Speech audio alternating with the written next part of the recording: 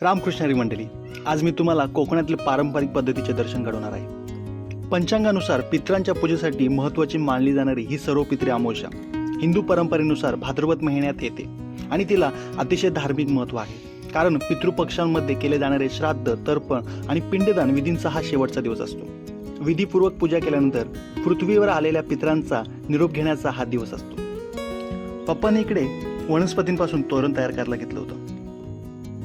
5 प्रकारच्या वनस्पतींच्या जोड्या घेऊन हे तोरण केले जाते। प्रत्येक जोडीमध्ये 5 वनस्पती असतात।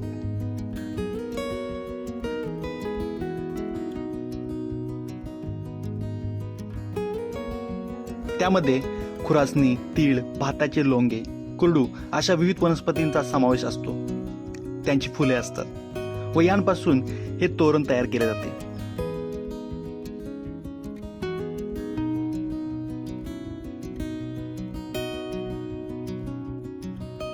हे तोरण घरातील मुख्य द्वाराला, घरातील अन्य दरवाजांना, त्याचप्रमाणे तुळशीपाशी व खळ्यातील खुंटीला बांधण्याची परंपरा आहे।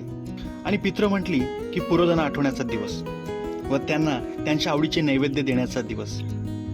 तर हे जेवण मोहाच्या म्हणजेच मोंडीच्या झाडाच्या पानांपासून तयार केले जाणारे डोमे व पत्रावली यांवर दिले जाते।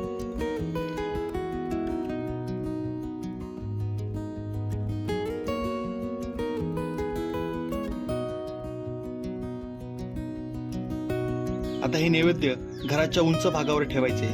कावळ्यांनी ते ग्रहण केले की पितरांनी ते स्वीकारले असे मानले जाते। मित्रांनो, कसा वाटला हा व्हिडिओ? तुमचं मत नक्कीच कमेंट बॉक्समध्ये लिहा आणि अशाच कोकणातील पारंपरिक माहितीचे व्हिडिओ पाहण्यासाठी आपल्या चॅनलला नक्कीच सबस्क्राईब करा आणि व्हिडिओला जास्तीत जास्त शेअर करा। धन्यवाद।